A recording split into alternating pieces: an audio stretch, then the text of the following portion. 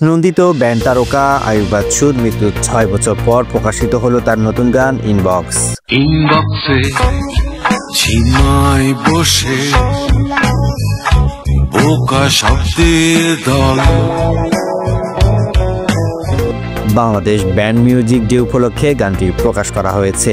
এটি শোনা যাচ্ছে ইউটিউব, আইটিউনস, স্পটিফাই সহ বিভিন্ন প্ল্যাটফর্মে। গানটির কথা লিখেছে নিয়াজ আহমেদ অংশু।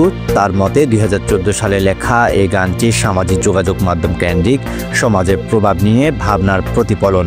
গানটি মূলত মুহূর্তগুলোর অ্যালবামের অংশ ছিল, তবে অ্যালবামের কাজ শেষ হওয়ার পরও এটি প্রকাশ করা হয়নি। আয়ুব বাচ্চুর স্ত্রী ফেরদৌস আক্তার চন্দনা জানিয়েছেন, এবি কিচেনের স্টুডিওর হার্ড ডিস্কে আয়ুব বাচ্চুর আরও অনেক গান অপ্রকাশিত এবং অসংরক্ষিত আছে।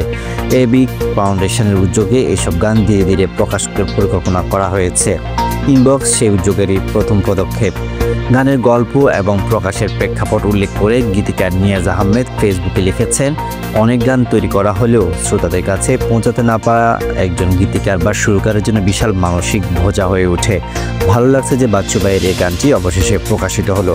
গানটি শুনে মনে হবে এটি হয়তো তিনি মাত্র কয়েকদিনের আগেই তৈরি করেছেন। ইনবক্সের গানের সুর ও সঙ্গীত পরিচালনা করেছেন আয়ুব বাচ্চু নিজেই।